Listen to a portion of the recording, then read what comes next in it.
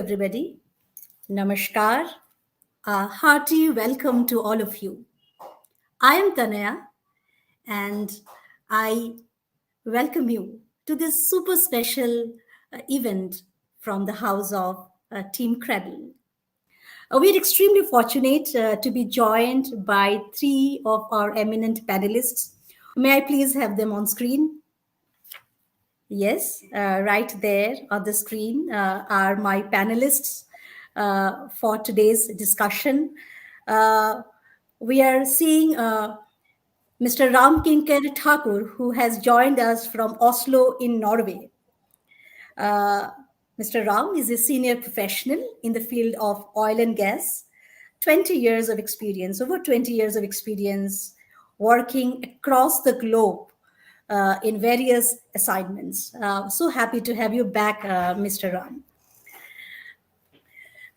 We have Mr. Shutonu Chakraborty joining us from Chennai, India.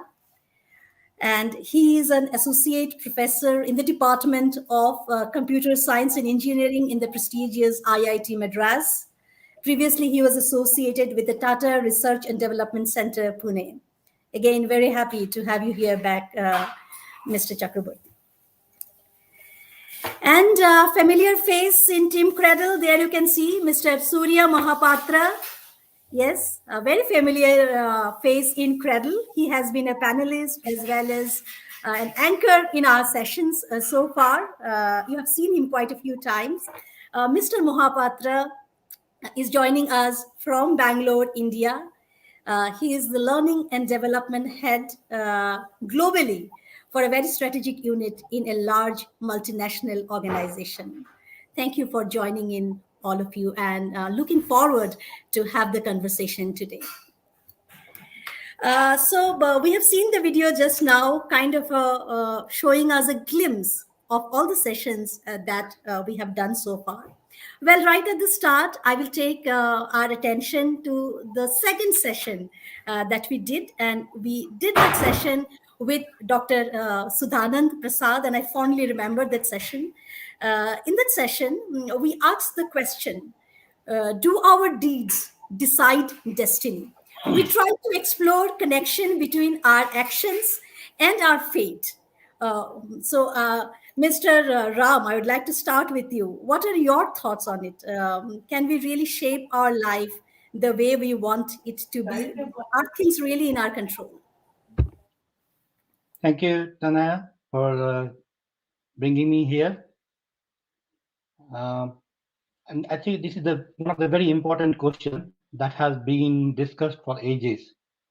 Let me start by sharing a discussion one of the disciples of Sithakur had with him so that we put the things in perspective. So someone asked a question to Sithakur. In the world, whatever is happening, in the root of that is God only. So, where is the role of human then? He continued, isn't it then only if God wishes so, good human being can be created?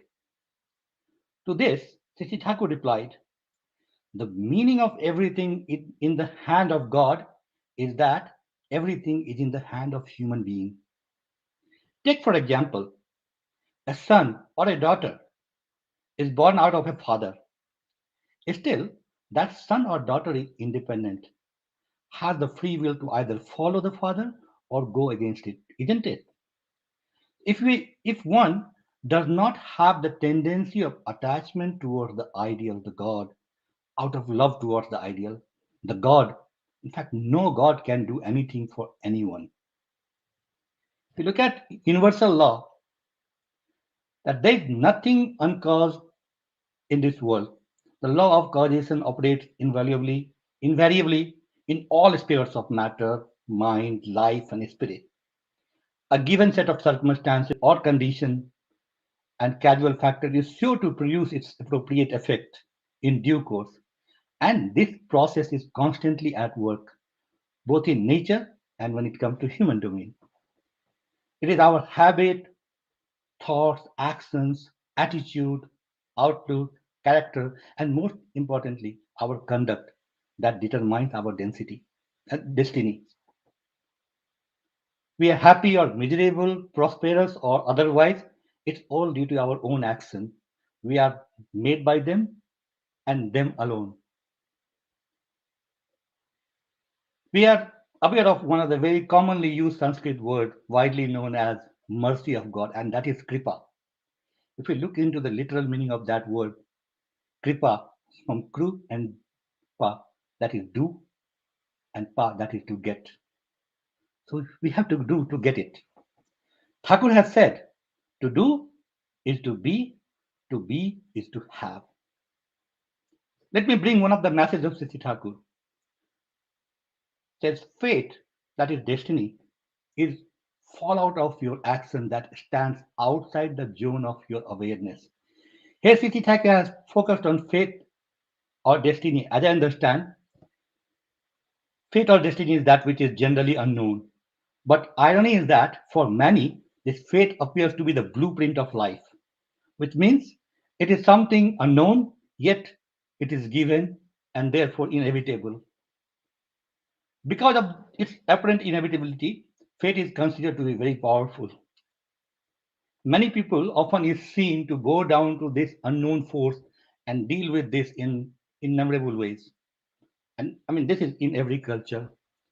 When Siti Thakur says fate is fallout of your action that stands outside the zone of your awareness, he's saying that the outcome of deeds when surpasses the knowledge of a person becomes the destiny of or fortune, as we say.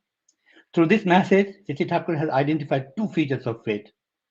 One is that is unknown and therefore fate, you know, which so I mean may throw surprises to us. We don't know what it is for in store for future. And second, fate is the outcome of our action, consequence of what we have done in the past. And from that angle also, fate appears to be obscure. So there's a great dilemma in obviously all cultures, surrounding this, how to deal with this fate. One sometimes, like lending overwhelming emphasis on the predetermined nature of the fate, are, passively, for example. It says everything is written on the forehead or printed on your palm in a symbolic way.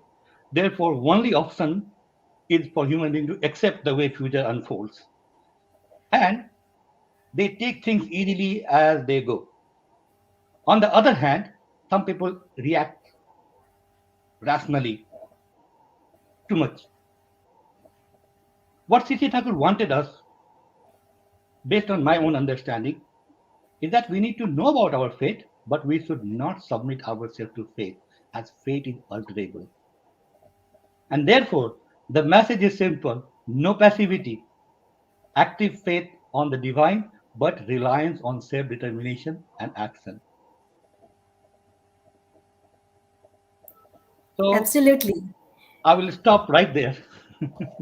Thank you so much. A beautiful way to start our session today. And I'll add on with a message from the holy book Satyanusaran, where Thakur says, don't break down thinking about fate, work on.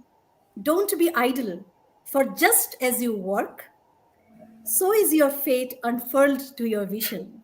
The doer of good never fares ill. He gets his rewards sooner or later. Again, Shishi Thakur tells us that doing is the mother of getting. And that is precisely what Mr. Ram, you were trying to tell us today. And taking the discussion forward, I would like to invite thoughts from Mr. Mohapatra. Would you please like to add on to what Mr. Ram has said so far? Tanaya, Mr. Ram has beautifully explained and answered this question. I really don't have to add anything. Just want to, I recall a conversation between Sisi Thakur Nupul Chandra and one of his devotees. A devotee came to Thakur and asked him, Thakur, nothing is going right in my life. Everything is out of control. Now I'm scared of my life, scared of what's going to happen to me tomorrow. Thakur, used a very beautiful metaphor. He used the metaphor of swimming. Thakur said, listen, A person who doesn't know how to swim is scared of water because he's always scared of getting drowned in the water. But a man who has gone to a swimming teacher and learnt the tricks and techniques of swimming enjoys water. He likes getting into the water. He goes into the depth of water. Next moment, he is right on the surface of the water. Next moment, he's in the middle of the water. He wants to spend time swimming, being inside the water. He wants to enjoy the water. Similarly, Thakur is saying, if you don't know how to swim or navigate through this, through your life, your familial, social, conjugal lives, your professional life, if you don't know how to swim, if you don't know how to navigate, you will be scared of your life. You will feel nothing is in your control. But if you know the tricks and techniques of navigating through the complexities of life, like for swimming, you go to a swimming teacher. To navigate through the complexities of a life, if you go to the life teacher, understand and learn from him the techniques of living life, you will have everything in control. You will enjoy life. Thank you, Tanay. I think this beautiful story, quite adds up to what Mr. Ram told us. And thank you for bringing this up, Mr. Mohapatra. So you are essentially talking about our fears. You are talking about a story when a person was scared. So many times, it is what we observe is that it is our fears which come in the way of our life, our growth, our fate. And that is why we took the topic on fear, if you remember, and I think it was our third session that we did with Mr. Deepak Kumar Das, who had joined us from Ghana. And what we tried to explore in that session was that is it really possible to overcome our fears? And that is what I really want to understand more on today. And my question to you, Mr. Chakraborty, is what are your thoughts on this? Is it really possible to completely win over our fears? If no, why? And if yes, how? Yeah, so thank you, Tanyadi, for the question. Yeah, so my brief answer to it, as enlightened by our love Lord Sri Sri Thakur Anukul Chandra, that yes, we should overcome fear and we should become fearless in our lives. So to understand how we can become fearless in life, we need to know why we have fear, what is the root cause of fear. If I penetrate deep into any fear that I have in my life, I see that I have this fear of losing something that I cling on to as my own, that is not entirely consecrated to the cause of my love master. That is the root cause of my fear. We want to cling on to that which we have, which we consider to be our own. The most deep-rooted fear is, of course, of losing our lives. But if we look at it, if you look at historical anecdotes, we find that it is not unusual to come across mothers who have overcome the fear of losing their lives. They have jumped onto fire or into water to save their little one. And at the heart of this is attachment to the child. Similarly, we can overcome fear if we have strong attachment to a living ideal, an all-fulfilling master whose only agenda is to bring out the best in someone in accordance with his or her distinctive trait. So one can truly overcome fear only when one has consecrated his life entirely to the cause of his master. Come what may, his mission must be accomplished. That is my sole objective. This is his attitude. And we see in our country lots of we see testimony to this. We see the lives of Hanuman. We see Shivaji, who fought the most valiant wars of his lifetime. We find Swami Vivekananda in the West. He doesn't know where his next square meal is going to come from. But all of them have consecrated their lives to the cause of their master. So this is the most important thing. When we are disconnected from the source, we do not have an appreciation of what we need and what we want. And when we are connected to the source, we never get depleted of resources. This is what Sri Sri Thakur tells us. Sri Sri Thakur was abnormally normal, and he wanted that we become normal as well. And to become normal is to become thoroughly rational. We claim to be intellectuals, but we fail to understand that this world is not designed by us. We cannot expect it to go by our plans. Like the television or fridge, which has been designed by us, this world is not our own construct. And the false expectations that we have from the world leads to fear. There is a nice prayer called the Serenity Prayer, which says, God, grant me the serenity to accept things I cannot change, courage to change the things I can, and wisdom to know the difference. So we need to stay prepared for all that we have in our hands. Being unprepared is not synonymous to fearlessness.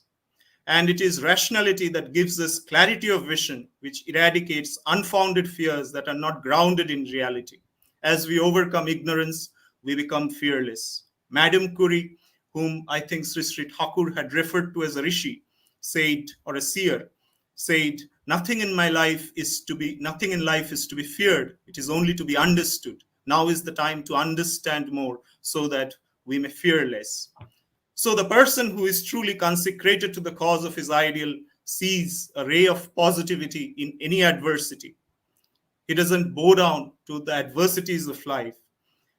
And the most important thing is that he doesn't relegate that he realizes to a level of just a theoretical appreciation of things, not an intellectual appreciation of things, but he's situated in that wisdom at all times, that this life is ephemeral, that we have to live behind everything that we are accumulating. So one who is deeply grounded in that everything that I have, including my life, essentially has come from my source, my master, doesn't have fear. And it is he who becomes truly aware of his own identity. So if you look at Indian scripture, the essential idea of all Upanishads, of everything that we have, is essentially the realization of myself, my true identity, Atmanam Vidhi, as it is called.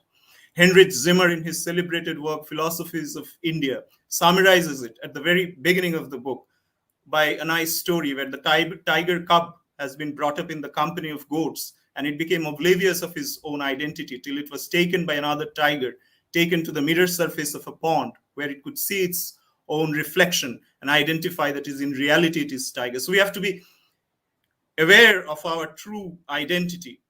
In Satyanusaran, Sri Sri Thakur says, say not you are timid, say not you are a coward, say not you are evil-minded, look towards Father, speak fervently, oh, I am your son, within me there is no dullness, no more weakness, I am no longer a coward. Never again forgetting you will I run towards hell with my back towards your light, crying darkness, darkness, darkness.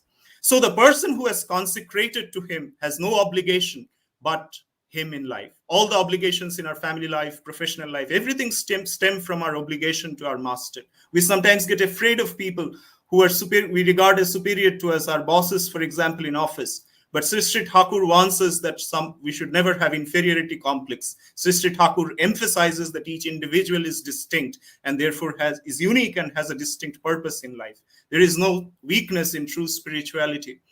If we look at a bird, someone might say that the wings of the bird are weighing it down, but the bird realizes it's the wings that allow it to fly. Similarly, our commitment to abide by the regulations prescribed by our loved Lord do not weigh us down. That is indeed what liberates us. And it is then that we actually, in one of the past sessions, we had this insight from Tanayadi about, that we should focus on solutions rather than on problems. And Sri Sri Thakur emphasizes that in Satyanusaran as well. So all of this is possible only through consecration to the cause of the living ideal. So this is all that I have to say.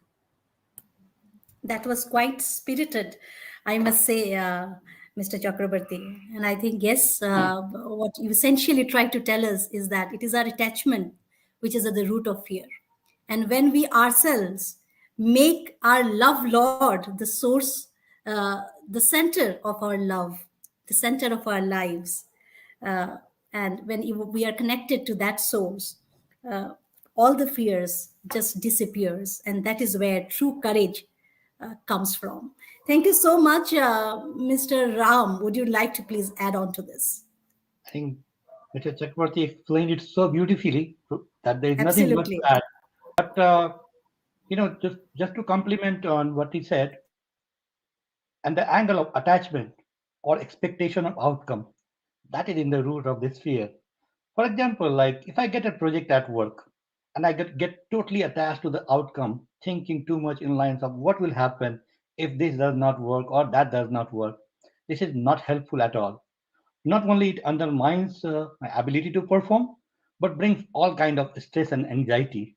We know, like in medical industry, it's unsaid rule that no matter how big the surgeon you are, when it comes to operating your own kin, you don't do that simply because you're attached, and that potentially undermines your ability to perform.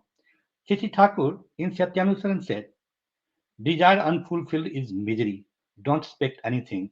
Be prepared for every situation. What can grief do to you? And like Thakur says, nobody is miserable by nature. If one wishes, he can drive it away. One of the important messages that I always lean on, Thakur says, pray to the Supreme Father. Thy will is good. I don't know what will make me good. Let thy will be fulfilled in me. And be ready to accept that. Joy will never remain and sorrow will never touch you. Based on my own experience of trying to feel and live this message of Sisi Thakur within me, I have overcome all kind of stress, anxiety, or fear of failure. This truly gives me happiness. I think this is what we all want. We are trying. Thank you. Absolutely. So beautiful to hear all of you speak today in light of the philosophy of our spiritual master, our beloved Sri Sri Thakur. And then, yes, as you rightly pointed out, Mr. Ram, there is another message which says that in every condition, try to understand that it is the blissful will of the Supreme Father, and that is what will give you strength. While, again, I am not able to completely say the message verbatim, but essentially, the essence is that in whatever condition we are, if we try to understand it as a will for my well-being, the will of my Supreme Father, then we will be able to get strength, irrespective of what situations we are in. Taking the discussion forward, well, so far we have talked about things on how we can lead ourselves, how we can shape our own lives, how we can overcome fears. Now, we are also a part of the larger ecosystem. We are a part of the environment, and we covered this aspect, this relationship between us and the environment around us in quite a few of our sessions, if you remember.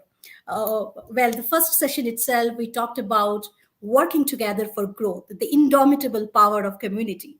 And we were joined by Mr. Manoj Patra from the United States. We had another session on competition versus collaboration, wherein again I had the privilege of being joined by Mr. Mahapatra. We had another session on sustainability, sustainable living as a way forward, wherein we were joined by Mr. Chandrasekhar Basuri. Well, before moving forward, let's see a video clip from the first session that we did on the power of community with Mr. Manoj Patra. We don't have to lead ourselves into a state of scare. So if you look at the very purpose of life, at its basic, it is one, existence, and two, growth. So how do you think community and the togetherness it stands for supports these two aspects of our life, existence and growth? If you want to pursue any subject in our life, right, we need a teacher or a master. And many people realize it is subconscious. You go and enroll in different school. I want to learn some music. Okay, look for the best music school around. I want to learn guitar. Look for the best guitarist there that's enlisted in the school. Enroll in the class and do it. Whether it's driving, whether it's pursuing a hobby, we do that. Now, when it comes to the skills of life, there are many realized souls. But from time to time, I believe very strongly that prophets who are complete realized souls in the form of a human being they incarnate. And it is little ironical that followers of such prophets, who himself, any prophet, would have been replete with love. They exude their love unconditionally, selflessly to every human being, every living being. Followers of such prophets, down the line, they confine themselves to a few principles so rigidly and strongly that they start looking at differences. And one more big aspect that I always see, they have infinite power to forgive people. The hardcore followers of that community, they don't, at the blink of the eye, they may say, we want to ostracize this person and expel them from the community. Somebody has violated a principle, let's expel from the community. But the prophets are so full of love and so forgiving, they are able to pick up those who are to be expelled, who are to be thrown out, who are downtrodden, and say, let's give them a new lease of life.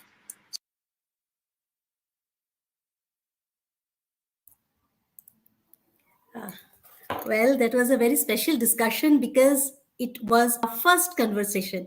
It was the first session that we did as a team, and we got some brilliant insights from Mr. Patra, who had joined us in, again, talking in light of the philosophy of Sri Sri Thakur. I think I will talk about a message from the Holy Book Message by Sri Sri Thakur, which says, serve thy environment. Let thy service be open to all.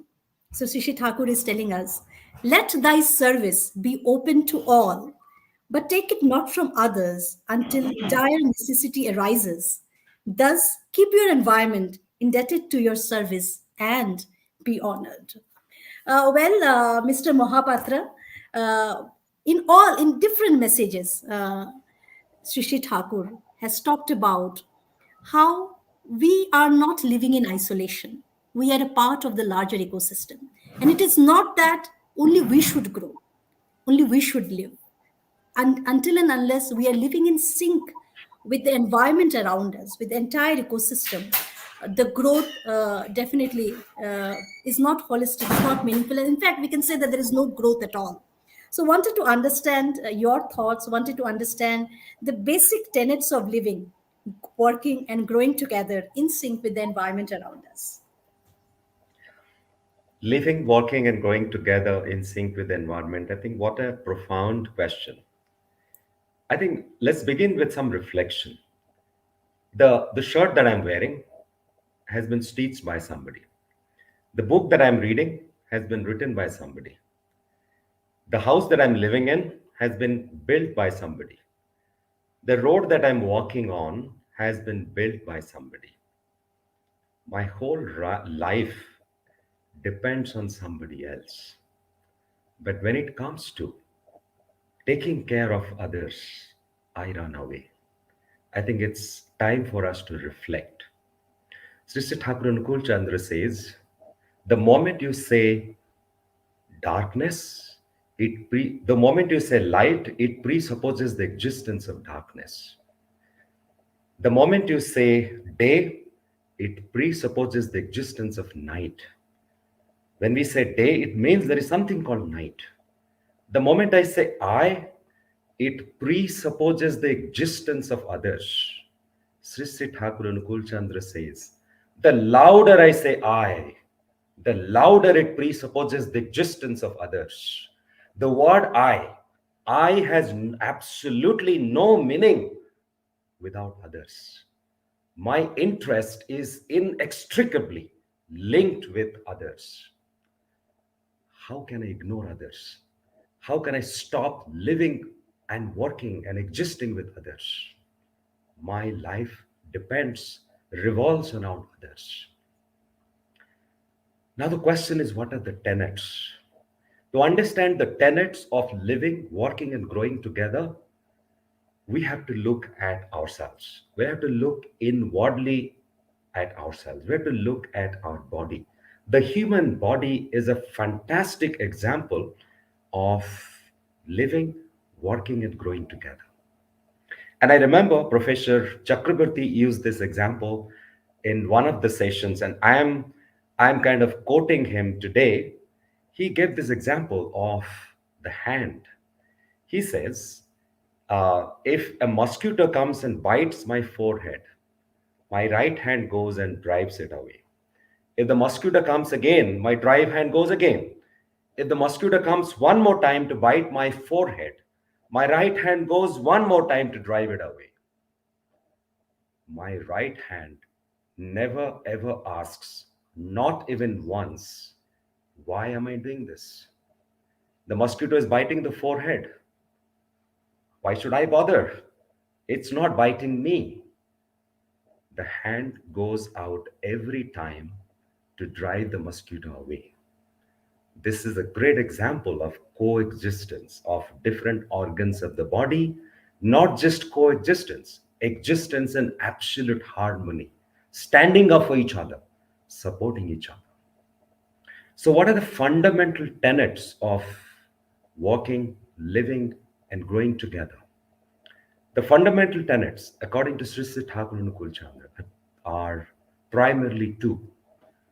They are distinctiveness and inter-interestedness. To understand this, again, we'll have to go back and look at the human body. In the human body, every organ has a distinct function. The ears don't eat, the mouth doesn't smell. The mouth eats, and ears listen, and the nose smells. Each part of the body has a distinct function. In the human society, each one of us have come with distinct qualities, unique qualities. We are unique in our own way. We need to understand our own uniqueness and respect the uniqueness of everybody else. So in a game of hockey, everybody has to play a role. The goalkeeper has to defend the goalpost. The goalkeeper doesn't go to score goals. The backward guy is always there to defend. The forward player is always there to attack. The coach does not jump into the field. The coach is always outside guiding the team. Everybody has a distinct role to play. In the human society, for us to live together in harmony, we'll have to respect the uniqueness and distinctiveness each one of us brings to the table. In organizations, in corporates, unfortunately, oftentimes we don't see that. We see everybody is there in the business of multiplying income. Doesn't matter what role I have to play. Now, what is the second tenet of living, working, and growing together? The second tenet is inter-interestedness. We need to be interested in each other's welfare. We need to be interested in each other's life, welfare, well-being. Going back to the example what Dr. Professor Chakrabarti had said a few months ago, the example of the hand and the forehead and every organ of the body. Each organ of the body is interested in the welfare of every other organ. We are all in a society where we have to live, work, and grow together. We have to be inter-interested. I have to be interested in your welfare, irrespective of your interest or lack of interest in my welfare. That is the beginning. That is the first step. That is a very important tenet of living, working, and growing together. How is that inter-interestedness possible? Let's understand this with an example. Once Sri Sri Thakur and Kul Chandra asked his devotees, why do siblings often quarrel? Why do brothers who grow up often quarrel? One devotee said they quarrel for property. Another said they quarrel for money. Another said they quarrel and fight for differences of opinion. Sri Sri Thakur was not happy with any of these responses. Sri Sri Thakur said, look, in a family, if brothers quarrel with each other, one thing is very clear. It is clear that they don't love their father. If they love their father, they cannot fight with each other. The father here is the common interest for all the children, all the siblings. Similarly, in the human society, if you have to live, work, and grow together, we have to be inter-interested. For us to become inter-interested, first of all, we need to have a common interest. That common interest is the living ideal, the master, the guru. And if we have the common interest, if all of us are singularly and collectively interested in fulfilling the interest of our common interest, the living ideal, the master, the guru, we cannot fight. We would learn to coexist, because the master is interested in the welfare of the entire human being. He is the supreme well-wisher of the human society. He is the supreme well-wisher of the mankind. If he is the well-wisher of the mankind, I must love every human being. I must feel my own existence in every other creation of the creature. So, Tanaya, distinctiveness and inter-interestedness, I believe, are the two fundamental tenets of living, working, and growing together. Thank you. Thank you so much. Thank you so much, Mr. Mohapatra. I could not have asked for a more engaging conversation today, and I'm happy that it is happening in our anniversary event with all of you adding to each other's thoughts and enriching the conversation overall. And I particularly liked the analogy that you used, Mr. Mohapatra. And yes, it is quite a jog down the memory lane. And I distinctly remember Mr. Chakravarti talking about it, the Yes. analogy of a human body and how it teaches us collaboration. So yes, distinctiveness and interestedness. Distinctiveness wherein we are aware, we are respectful of the uniqueness of people around us. And interestedness is when we care, when we become interested for the well-being of people uh, around us. And that happens, and that can only happen when we have a common interest or a love center. And Trishi Thakur says that love is the dictator of duties. He says that love infuses will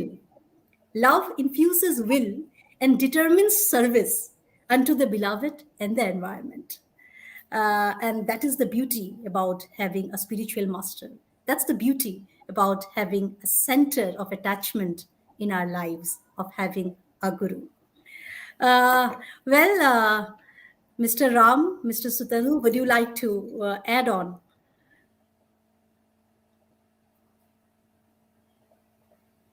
You are on mute, I think, Mr. Ram. I say it was so beautifully explained. The analogy was amazing. And I'll just touch upon the love angle. We know, as a disciple of Sri Thakur, how he has created everything just out of love. Love is the one of the only way, I would say, most important aspect how we can bring that harmony within our environment. I like to quote a message from our beloved Param Pujyapad Sri Sri Dada, and I quote, he says, love and serve everyone from the plank of disease and death, not because they are your friend or relative, but because, or neighbors, but out of feeling that your very creators have created them too. Now, how does this love come? If you love and says, if you love and serve your living ideal, loving and serving every living object will be natural, and they will come to you to get that. And he says, be present and shower Lord's blessing upon them too. Their ideal centric life, as Mahapatra also emphasized on that, will unite you with every other being. Gradually, social harmony, social justice will automatically follow out of this. Sisi Dada says, this unicentric go of life is the first step of our acquiring the mercy of Lord. And this will shower the light of heaven upon us. There is no other way. He says, and I quote again, he says, I again say, love and serve your master and also love others as the natural projections of his mercy upon us. This is the only way of acquiring true spirituality. Nothing else can bring that to us. So I think love is the root of all that. Back to you. Absolutely. Mr. Chakrabarti. Yeah, so thanks. It was so beautifully actually explained by Mr. Mahapatra and Mr. Ramkinkar Thakur that I have actually nothing more to add, but I have something important to clarify, which is the analogy which has been attributed to me is actually from our love Lord Sri Sri Thakur. So there is nothing absolutely that I have said or done which does not, I owe everything to him actually. So it was in the course of a conversation that he was asked, why should someone help someone? And that was the rational, answer to that particular question that Sri Sri Thakur had given. And I think that the whole idea, that Sri Sri Thakur had come, there is basically, we do not have an instance of such a rational exposition into almost every little detail about the quest of mankind, the existential quest, as Sri Sri Thakur, the level at which Sri Sri Thakur has gone into to kind of answer those questions. And just to kind of extend the analogy that I think Surjada was trying to talk about, even if you look at the human body, you find that in every cell there is the nucleus, inside which there is this genetic code. And so there is diversity in the function of each cell. So the epidermal cell or the skin cell doesn't behave like the heart cell, but each of them shared that same genetic code. So, and that is what keeps the whole system functioning as a single entity.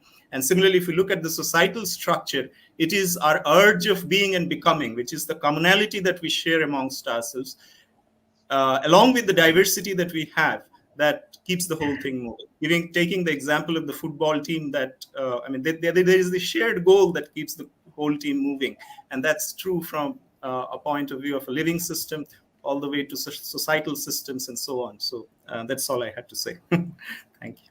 Thank you so much. So, my dear audience, the session which we are referring here, and where Mr. Chakraborty actually gave that example from the messages of from the words of our beloved Sri Sri Thakur. The session was on science and spirituality, and this is one of the sessions which obviously Mr. Mahapatra and Mr. Chakraborty were together, and fortunate that both of you are again together here.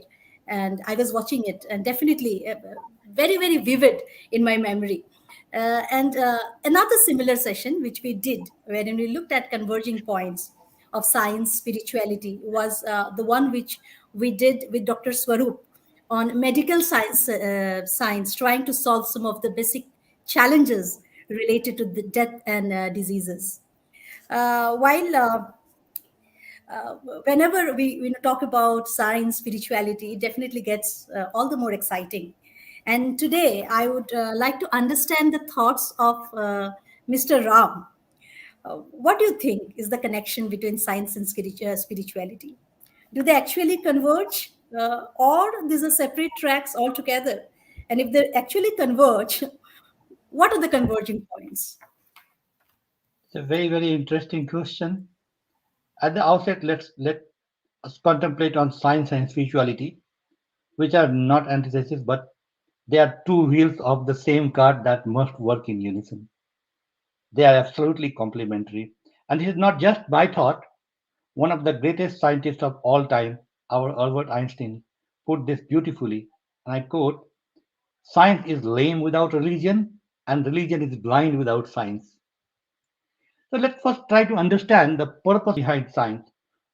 We know the term we always use, need is the mother of invention. So what is that need?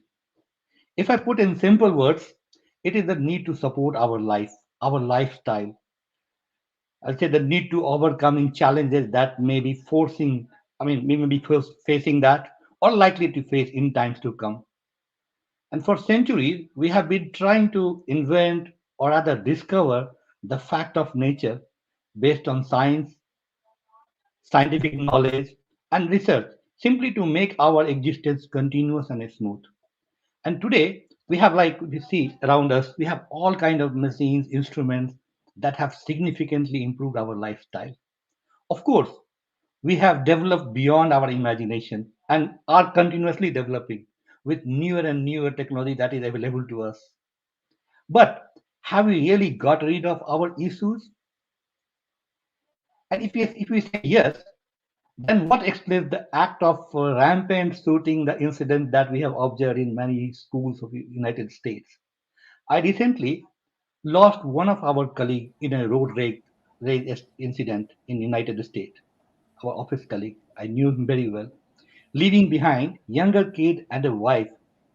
And the fact that both the suitor and the victim being well placed in the society in terms of education, resources, but still that incident happened. Now, in your question, Ratnai, when you touched upon the objective, trying to solve some of the basic challenges related to death and disease, I must say that science have come a long way in solving many of our challenges, but is not complete answer to what we are, rather what we should be looking for. At one point, one of the disciples asked Sri Thakur a question on the same lines, especially in the context of dharma, religion, and spirituality, and bringing science. Sri Thakur's response was, isn't dharma, religion, or spirituality as we stand trying to do the same? That is to solve the issue we are facing. Sri Thakur says, and I quote, science and religion are not opposed to each other. He says that will uphold human existence is dharma. And it is a duty of dharma to overcome ignorance. But whatever progress we make in the field of science, beyond will always remain forever. So, also the agony that is associated with that. He says if man wants to eradicate the suffering through the means of scientific instruments, then why should not he make use of his own physical body, so full of vitality, the best and finest of all instruments, which is at his own disposal, at the blessing of Almighty? No scientific instrument can be said to be perfect, which does not take account the culture of keeping the human psychic system healthy, sensitive, and tolerant. From this perspective, you may very well say that dharma is science. And I could say, I feel success is inevitable if we give correct direction after thinking and considering pros and cons rightly. Science is science, whenever everything is appropriate, it will work accordingly. But then,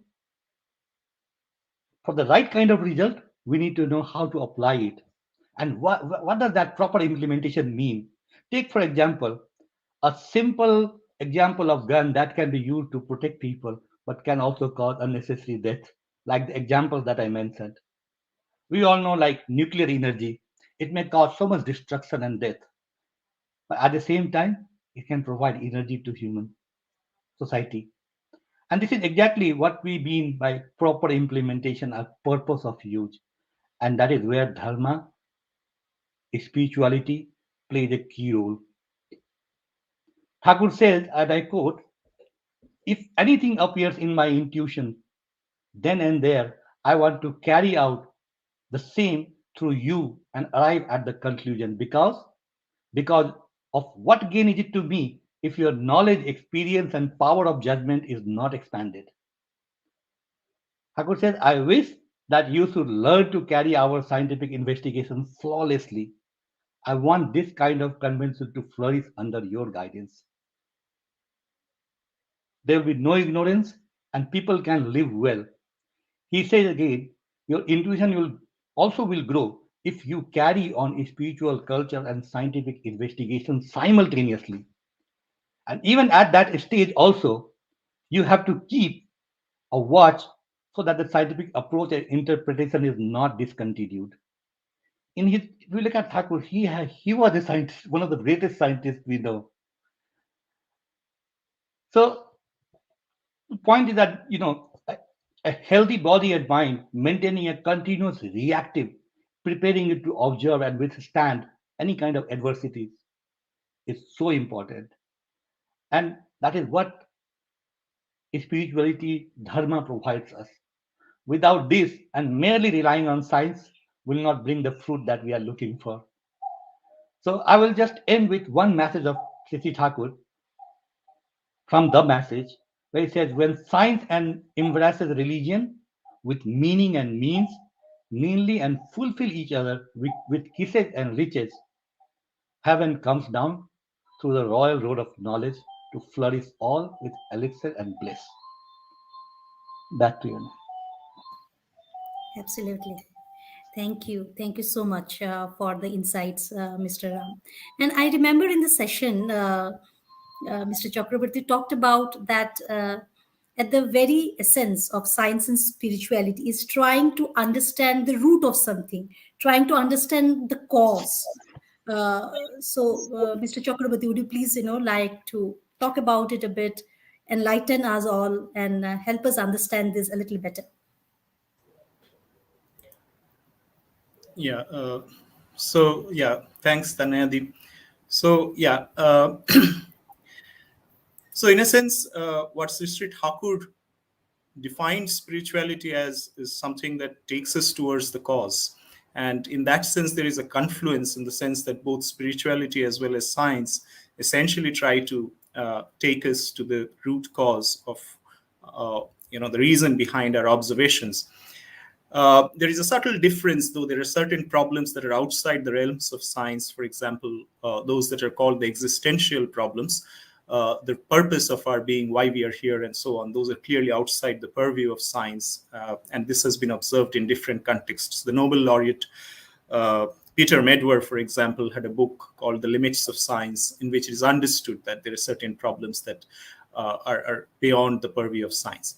Without getting into the details of it, I just also want to take up the point that I think Ramda very nicely mentioned, and that is about the fact that be it irrespective of whatever instruments we use outside us to observe the world, like a telescope or a microscope or whatever, the bulk of the process of perception actually happens inside the mind of the scientist and not outside him.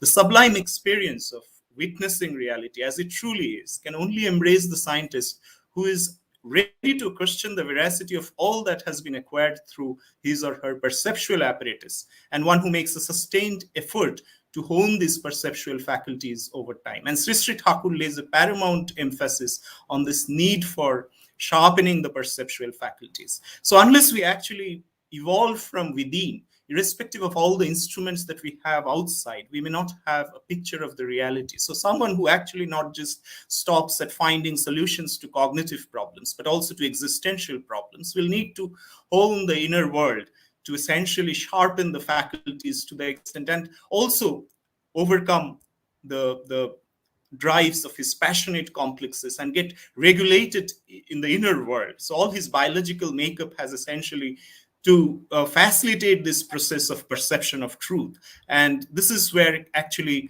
the true scientist is also a true spiritualist. Without that evolution of the inner world, you really cannot perceive what you truly want to perceive. And that is a very important aspect of the meeting ground of science and spirituality as well. Absolutely. Beautiful insights there. And that is why Sri Thakur says that science must embrace religion and vice versa. And I would repeat the same message. I think what I have done today is I have set with Message Volume 1, a very special book by Sri Thakur, and also with Satyanusar. And we keep speaking about both these books. And as you people are discussing, I'm also flipping the pages. While some of the messages we already have known, we already have read, but some of the messages obviously sometimes goes out of the memory. And as you people are talking, I'm just flipping the pages. And the beauty is that we have message, we have thoughts on everything from Sri Thakur. And I had also just looked at this message, and exactly at that time Mr. Ram started talking about the message on science embracing religion. So when science embraces religion with meaning and means keenly and fulfills each other with kisses and riches, heaven comes down through the royal road of knowledge to flourish all with elixir and bliss. And that is exactly what Mr. Chakraborty explained about how these two things can come together, how we are able to expand the inner faculties of our mind, how it leads to the evolution of our perceptions. And he gave various examples of scientists wherein many of the discoveries or inventions that happened sometimes first happened in the realm of those perceptions and then came into existence. And that is why it becomes very important for us to evolve the faculties of our mind, and that is what spirituality does to us. Thank you. Really engaging conversation today. And I just hope the time could go on and we could keep engaging and talking like this. Another aspect which is so closely linked to our life and growth is education, is learning. We say that education is a lifelong process from cradle to the grave, and not only grave, I think it is beyond, and we believe that it is an eternal life for all of us. So if you remember, we covered this topic of learning, unlearning, and growth. There was a session which we did with Professor Biplab Loho Chaudhary. Uh, Mr. Chakraborty, you yourself are in the field of education. So what I'm interested to understand from you is what you believe is the true objective of education, and what are the ways and means to fulfill that true objective and making the learning holistic in nature. Okay, so thank you, Tanayadi, for the question. So I think this is a very pertinent question, given the situation that we have today. We see a lot of depression in the student community. We see students who are writing the NEET exam, the medical entrance exam in India, and a lot of students making suicide attempts. Those who are supposed to be guardians of our health are not able to protect their own lives, ironically. So definitely there is something that is missing in the educational process, and what constitutes the true goal of education. So the first thing we need to revisit is what is the objective of education. So if we look at what Sri Sri Thakur has essentially indicated in various messages, the objective of education is to see to it that our inner potential find its fullest expression in accordance with one's distinctive traits, so that one can consecrate the fruits of learning to the service of one's love Lord, or the living master, or the Acharya. So one needs to have the Acharya as the center of one's life, and everything that one learns should essentially be invested in the service of the love Lord. We say Gyan Yoga, Bhakti Yoga, and Karma Yoga. Gyan Yoga is not just merely an objective appreciation of the world outside, but about the true appreciation happens when we know how everything that we study, be it people, be it objects, or whatever, can essentially be used to serve his cause, serve the cause of the love Lord. So that is the true goal of education. And what we see today is perhaps that ambitions of parents are being thrust onto their children, and the individual distinctive traits are not respected. What Sri Sri Thakur wanted was not just that someone comes first in class, but also to ensure that others in class do well as well, to promote the growth of others. And therefore, what Sri Sri Thakur wanted was not the kind of glorified beggars that we see as students today who are chasing after marks or salary, but something else. He said that the goal of education, or that is what he indicated in his messages, should be to essentially achieve greatness, not merely success. And in one of his messages called The Seed of Greatness, and I'm not reading out the entire message, but in that message, Sri Sri Thakur says that successful men are not necessarily great, but great men are always successful. Bow to such great men. So what we need is greatness, and that greatness essentially emphasizes the distinction between livelihood and life. Livelihood, when we talk about livelihood, I think there was a Western scholar who said something to the effect that what we take from this world gives us our livelihood. What we give to the world gives us our life. And I think the distinction between livelihood and life has become blurred. And that's why we have a rot in the educational system that we have today. And what Sri Sri Thakur wanted was that everyone should aspire to give, because that is the urge of our inner being. Our mind confines ourselves to a narrow, selfish goal, right? Just to sustain our own self and family and so on. But our being seeks expansion. And unless we give to the world something in accordance with our instinctive traits, we never have success within and never have greatness, true greatness. So it is the success in the inner world, the sense of fulfillment in the inner world, the joy of learning, that essentially should be the goal of education. And at the heart of it is the guru, because we cannot just learn from books. Books give us products of someone's thought, but the process by which that knowledge has been arrived is lost in the book. And that's why the companionship with the guru is very important. Sri Sri Thakur wanted not to have residential systems like hostels as we have today, but small, groups of students, for example, enjoying the companionship of the guru and to have the guru as their role model. And we see the reflection of that in Western universities. For example, if you go to Oxford or Cambridge, you find a tutor's lodge where the tutor essentially stays with a few people. So that's kind of saying that the truth is universal, and it's known in different educational establishments which have succeeded. The other thing that Sri Thakur said, I think, emphasized was dignity of labor, I think, which we miss in today's, in India. For example, everyone is trying to become a doctor and engineer, but we don't have respect for professions like barbers, cobblers, and all the other people who serve us. And what we need is dignity of labor, dignity for all professions. This is what Sri Thakur emphasized. And also vocational education, which he emphasized a lot on. So the essential goal of Sri Thakur is character building, bringing in self-regulation. That is the essential goal. And for that, Sri Thakur wanted normal discipline, not formal discipline. And what Sri Thakur emphasized is that if you have an attachment towards the love center, as you start going towards north, you don't have to make specific efforts to move away from south. And also Sri Thakur emphasized that education starts from the mother's womb in a familial setting till maybe around 8 years of age, right? And all of that is very important. So since it starts from the mother's womb, therefore compatible marriages are extremely important. So great men are really born. They're not made in schools. So Sri Thakur, as I said, emphasized on distinctive characteristics, and that extends to education of women as well.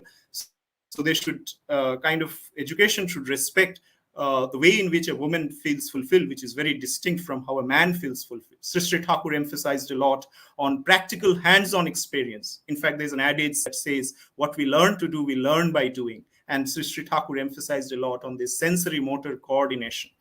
So, this compartmentalization of education is something, again, that Sri Thakur,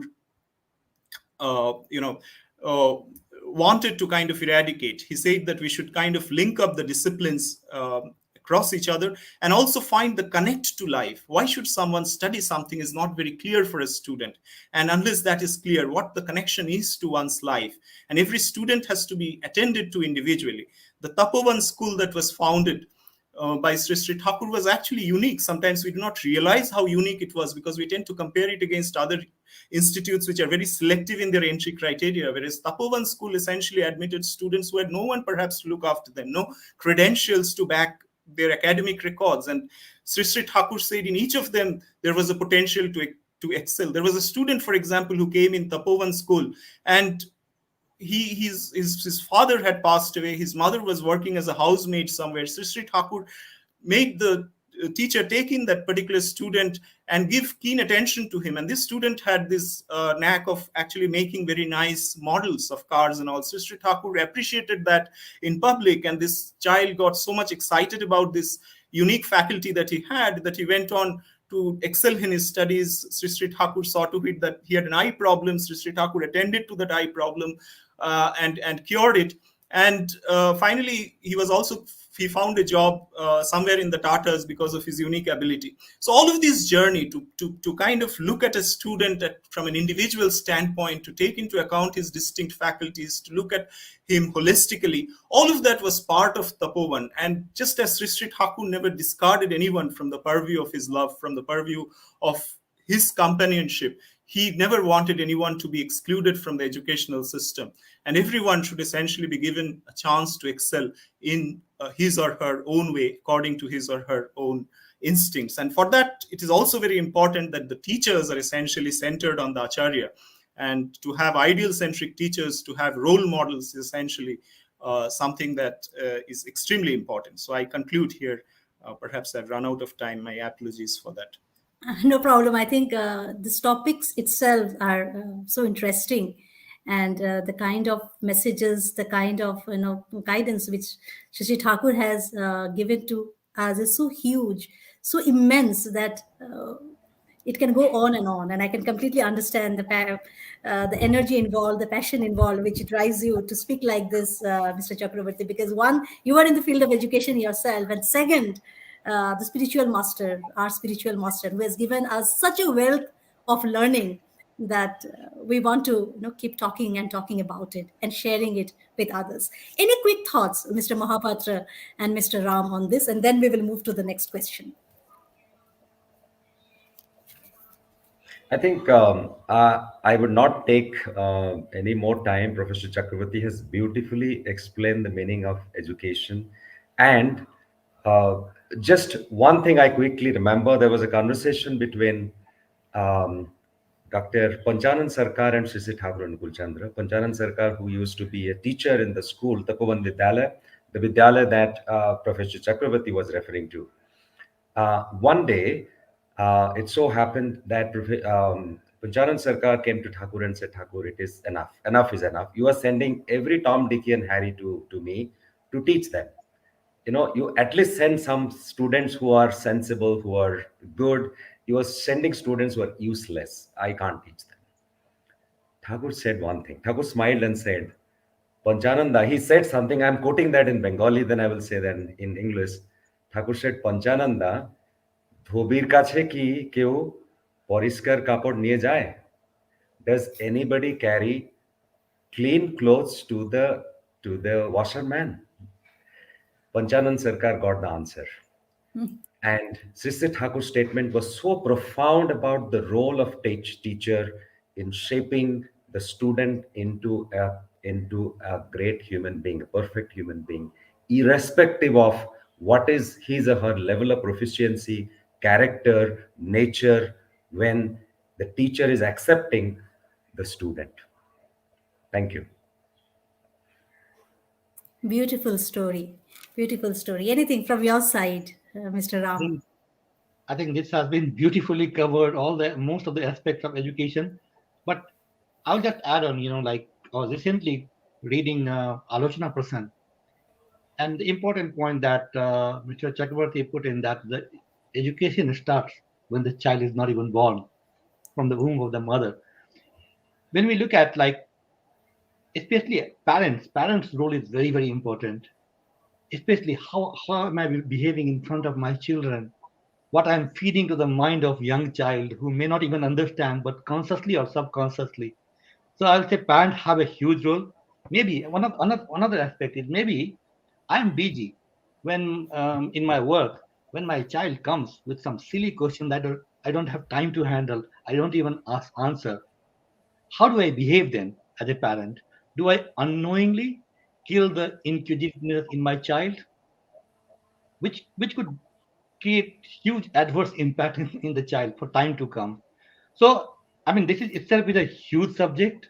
For the lack of time, I will not say much on this one. Sure. But yeah, thank you. Very beautifully covered this topic.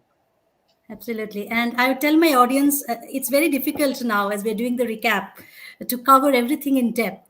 But people who have missed out on those sessions, and especially since we are talking about learning, nurturing, you may like to go back to our sessions. One which we did on learning, unlearning, and growth with Dr. Biplab, and another which we did on nature versus nurture. And I think this is what Mr. Ram was touching upon: parenting, how we nurture, and we were also talking about compatible marriages, which Dr. Chakraborty talked about. So please go back to that session, nature versus nurture, which we did in the month of December rather, with Dr. Trilochan Mahapatra.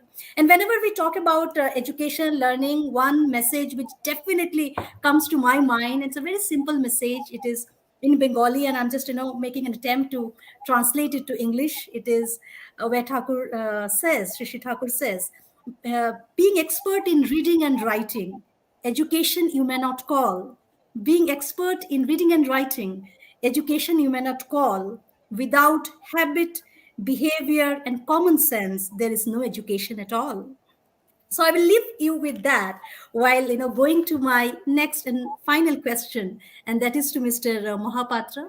Well, right throughout our cradle journey, and in fact throughout our session today, one central theme that is running is the importance of having a love center, the importance of having a spiritual master, the importance of having a guru in our lives. Would you please touch upon it, help us understand it more as to how having a guru impacts our life, impacts our being and becoming? Mr. Mahapatra. Yes, as you mentioned, Tanaya, we have talked about it so many times in the past. And to the rational mind, this is a very rational question. Can't we pray God directly? Why do we need a master? Why do we need a living ideal or guru? Well, the human mind has a limitation. Human mind cannot understand what is abstract. So if I say to you that came here by a vehicle, you will not understand that unless I say which model, which make of vehicle that I used to come here. So Sri Sri Thakur Anukul Chandra, in response to to a question by a devotee who asked him the same question, what is the importance of a master, a human, a living ideal, a master who is a human being in my life? Why can't I pray to God directly? Sri Sri Thakur said, when we think of poetry, when we talk about poetry, we remember the great poet Rabindranath Tagore, or we remember the great poets of our world. When we talk about kindness, we remember a kind man or a kind woman. When we think of love, we remember a mother who is full of love, or we remember a loving personality. So, to understand these concepts like love, kindness, poetry, we look for a human being in whom these ideas, concepts, characteristics have been embodied, manifested.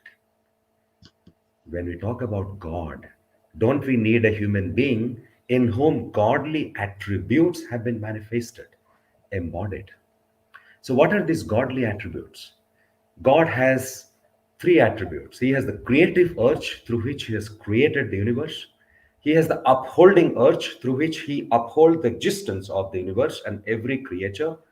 He has the nurturing urge. Through that urge, He nurtures and nourishes everyone. So, a guru, a love center, a living ideal, a master who has these godly attributes can uphold our life, can stitch our life together. We need that love center who can stitch together our scattered, fragmented, broken life. We need somebody who can uphold it, stitch it together. That is a living master. Can you imagine the solar system without the sun? The sun is upholding every planet in the solar system. Because of the gravitational pull, because of that magnetic pull, all the planets are revolving around the sun. They're not breaking away. And all the planets also have the tendency of attachment. Every planet is trying to fall towards the sun. That's how they stay together. The moment they lose that tendency of attachment towards the sun, the moment they try to break away, if the earth tries to break away from the solar system, it will get fragmented into pieces and it will have no identity and no existence. The same thing can happen to human being who forgets, who does not stay attached to the love center, the master, the guru, the living ideal. His life can get fragmented. A quick incident, I know time, we're running out of time. A conversation between an IAS officer, very well established, successful IAS officer, and Dr. Rebati Mohan Biswas, the gentleman who did research on Sri Sri Thakur's ideology in the United States of America. In a conversation, this IAS officer said to Dr. Biswas, he said, Dr. Biswas, I liked everything you said about the love center or guru, but I don't need a guru. Why do I need one? I'm respected by my colleagues. I'm a district magistrate, being an IAS officer. Thousands of people salute me. I got the award as the best IAS officer from Government of India. I'm efficient, capable, highly educated, successful, and I'm growing in my career. Why do I need a guru? Dr. Biswas asked him. Mr. Gupta, the IAS officer, his name was Gupta. He said, Mr. Gupta, when you go back home, does your wife have time to have a cup of coffee with you? Mr. Gupta said, oh, yeah, sometimes, not every day, because she's also quite busy with kitty parties and with her friends. So when I go home, she usually goes out for parties. Dr. Biswas asked him, do your children respect you, obey you? Are they obedient children? Do you spend enough time with your children? The good Mr. Gupta said, no, we don't, because I'm busy, my wife is busy, but we have enough servants at home who take care of our children. Dr. Biswas said, do you want this life? A life where your wife is not there to spend some time with you and have a cup of coffee together. When your children are not obedient, you don't know what your children are doing, whether they are steady or they're going astray. You are successful, you are competent, you are growing in your career. But, Mr. Gupta, a person who has a tumor in his body, that is also growth. But do you want that growth? Do you want that imbalanced growth? Every human being wants symmetric, harmonious, balanced growth in life. And that harmonious, symmetric, and balanced growth, not a tumorous growth, is possible only when we have a love center or guru. And when you draw a circle, we need a center. In the solar system, there is sun at the center. If you want to write a story, you need a central theme. If you want to stitch together a garland, you have a string that is running through the center of the flowers. If you want to stitch together our life, don't we need that love center? Don't we need that living ideal? Don't we need that guru who has the upholding urge, creative urge, nurturing urge, the omniscient, omnipotent, true master who can stitch our life together, who can help us have symmetric, balanced, and harmonious growth? I think this probably sums up the need of a guru and how having a guru in our life helps us. Thank you, Tanya. So beautifully explained, Mr. Mohapatra.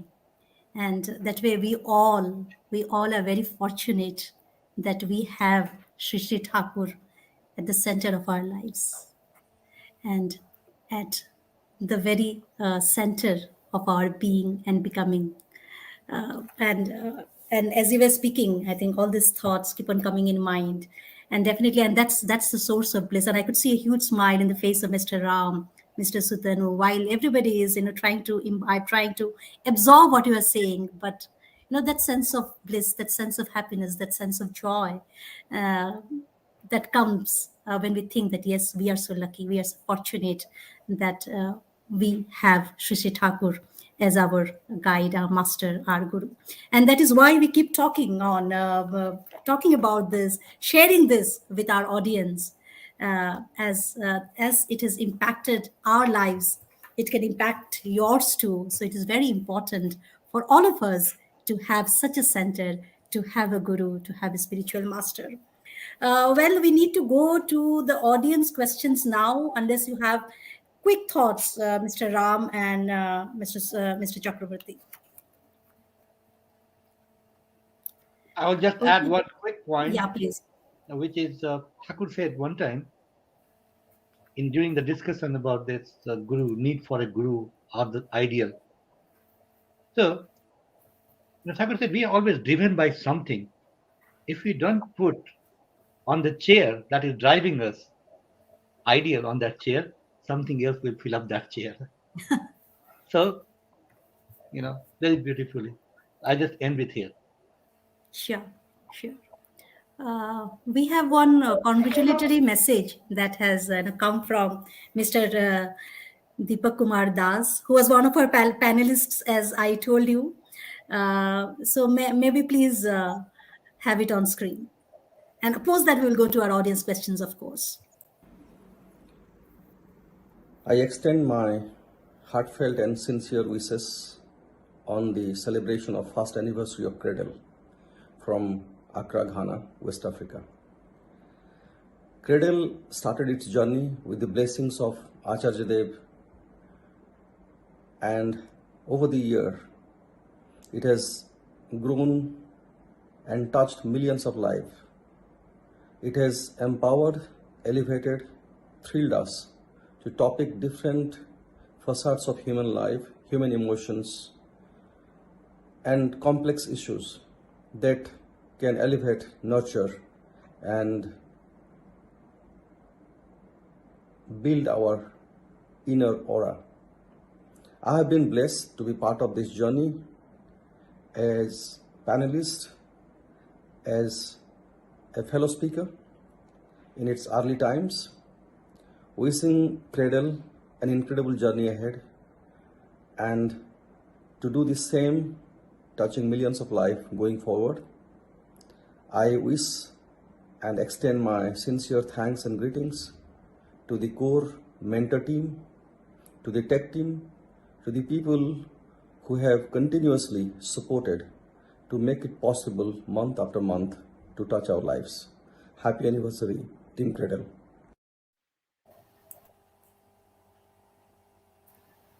Thank you so much, Mr. Das. Thanks for this lovely message. Definitely motivates us. And thanks to all our panelists who have joined us so far in all the sessions and have made the journey really an amazing learning opportunity for all of us and a wonderful experience altogether. Time for some audience questions. Maybe we have the time to take two today. Yes, I'm able to see one question right there from Swati Sarkar. Formal discipline, if not implemented with any sort of enforcement to create the desired norms, will normal discipline really come up? Well, I think Mr. Chakrabarti, you mentioned about it, formal and normal discipline. You may want to take a shot.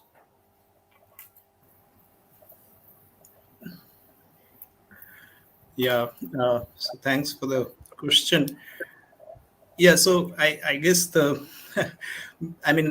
main distinction between normal and formal discipline is the kind of appreciation that the teacher has for the distinctive needs of the student, and the way the teacher empathizes with what is actually needed by the student. And that is what actually gives them desired norms, right? So when we talk about the desired norms, these are not the ones that come from higher authorities like UGC or something like that, or all the bodies that are regulating, but what is most appropriate for that particular student in terms of the distinctive faculties. And that appreciation is needed for any kind of normal discipline to take place. If I don't know if I have time, but if I can take 2 minutes, I'll just share a small anecdote. So one of my cousin sisters who is staying at Deoghar, and she had a daughter. She has a daughter, and when the daughter was very young, so our current Acharya Dev's, Param Pujya Pada Acharya Dev's son, he was also quite small at the time. I mean, young. Pujaniya Arnababu, and this girl happened to have a fight with that child, and she went on to complain to our Acharya Dev that this child has actually, Pujaniya Arnababu has actually given her a blow or something like that. And now this girl, right, she had this problem that she never used to take milk, and that is something that her parents were very worried about. And the moment she told that to our Acharya Dev, the response of our Acharya Dev was, and that's what is normal disciplining. He said, see, if you do not take milk regularly, you can't fight back. And that's the reason why you need to take milk. And from the next day onwards, she started taking milk. So all the disciplining that actually goes on at home doesn't work, but one word from the master, from one who knows it all, works.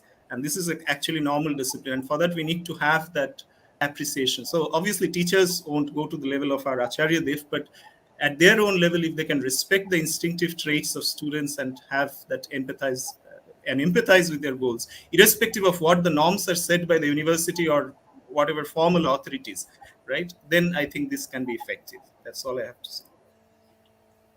Sure. Thank you so much. One last question, if at all it is there. Yeah. How can we teach our children to become fearless?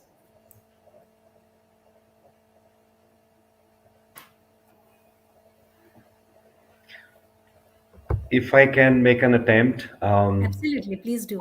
I think if we teach our children, I think the best way to teach our children to become fearless is to help them. You know, the reason children continue to, develop fear within them if they have a fear of failure. So if you remove that fear of failure from them, and if you can teach them that it's okay to fail, and when they fail, if you can stand up before them and then help them deal with that, and then also help them how to succeed, that's the best way to teach our children to overcome failure. Sister Thakur says, when the child grows up, child learns how to receive impulses and stimulus from the environment and how to deal with them. And and one of the stimulus possibly, which can be an event or action from somebody, can lead to a feeling of fear. But if we teach our children how to deal with impulses with the right response, I think that's the best way to teach our children to become fearless. So when a child wants to do something, parents usually try to restrain them from doing that. If our child, after completing her 10th standard, her 10th standard, wants to go and take up a part-time job, we say no, don't do that. You continue to study. So if we teach our children to engage in activities, Sister Thakur is saying, when you teach your children to engage in activities, household chores, household activities, taking care of their parents, taking care of elders, they learn to become receptive. They learn to become more sensitive. And they also learn how to respond to different stimulus and impulse. And the ability to respond to different situations helps them overcome fear. Beautiful. Beautiful, Mr. Mahapatra. And my daughter was, already. So when these sessions happen, so my daughter will be always near me somewhere, and she will be listening. And then when we were talking, and she's already showing me the sign that yes, she is very courageous. So hope it stays on like this. Moving forward, let us see another video, okay, which has come from, again, another lovely panelist of ours, Mr. Rajoshi Roy, and we can see his comment right there on the screen also now. So let us play this video and listen to Mr. Rajoshi Roy and get motivated with the message he has sent for all of us. And Jai Guru.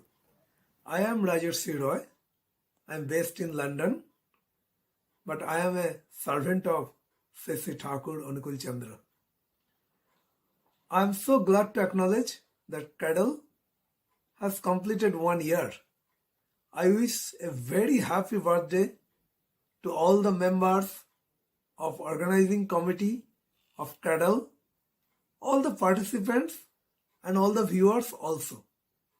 In last 1 year, many eminent satsang personalities across the globe came here as guest speakers and shared their understandings on various contemporary topics in the light of the philosophy of Sri Thakur Anukul Chandra, our living ideal.